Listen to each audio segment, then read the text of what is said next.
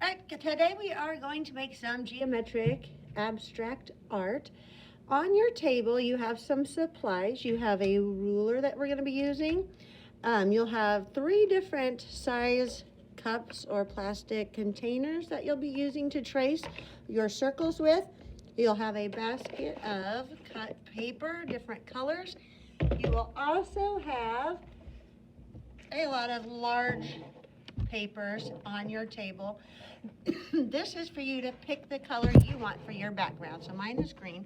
You can pick a color from your table. If you don't have a color left that you want, just raise your hand and let me know. Please keep them looking nicely for other classes that are going to be using them. So what you're going to do first is you are going to pick what color you want your background to be. So I'm going to go ahead and choose pink for this time. And what you're going to do, kind of put this off to the side for just a minute. I need to get 6 different colors of smaller paper. Yes, 6 different colors.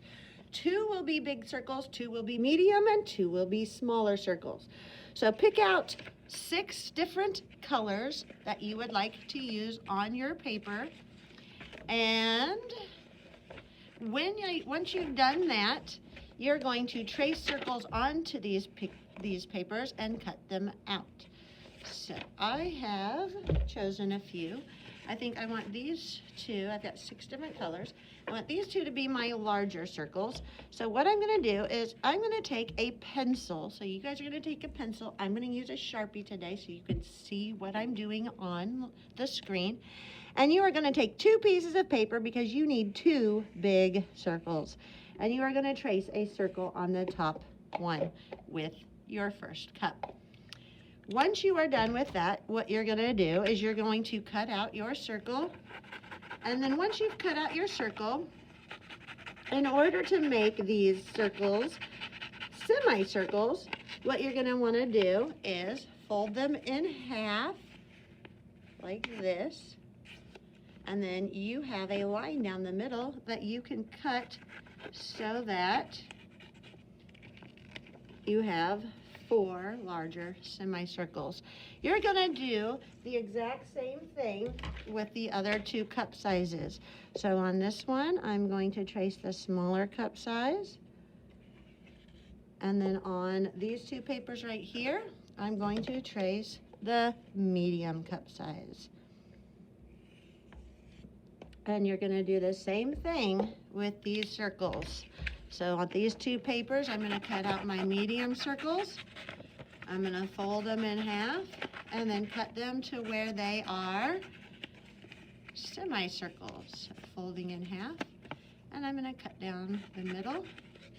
And then I'm going to do the same 2 things with my last 2 papers. Then, after you get these circles cut into semicircles, what you're going to do is you're going to use your ruler to make some lines on your paper. The lines are going to help you line up your semicircles so that they look like they are kind of split, that they go together. It helps you just kind of line them up and helps the aesthetics of your art a little bit. So let me cut these. And then what I'm going to show you is how to make the lines on your paper. So I'm going to take my background paper that I chose. I would probably do no more than 3 lines. 1 line might work, but it might not be enough for you, but it's your choice. You do like a horizontal line, a vertical line, or even a diagonal line. That's fine. I personally like 2 different lines. And if you would like to experiment a little bit more, you can try drawing 3 lines on your paper and see how that works out for you.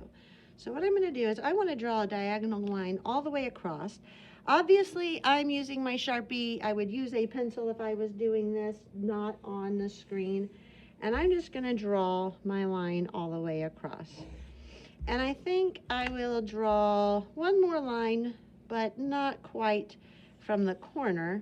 I'm just going to start kind of in the middle, and I have my 2 lines. Again, that would be with pencil, so it won't really show up on your work very much. The next thing you're going to do is you're going to take your circles and you're going to arrange them the way you would like them to be on your paper. Please arrange them first so that you know what you like. So if you end up putting your circles down and you don't like how they look, you can always pick them back up and move them back around until you find a style that you like. You can glue them on top of each other. Maybe one here. I could do another circle this way. So kind of arrange them. Figure out what you think looks best on your paper.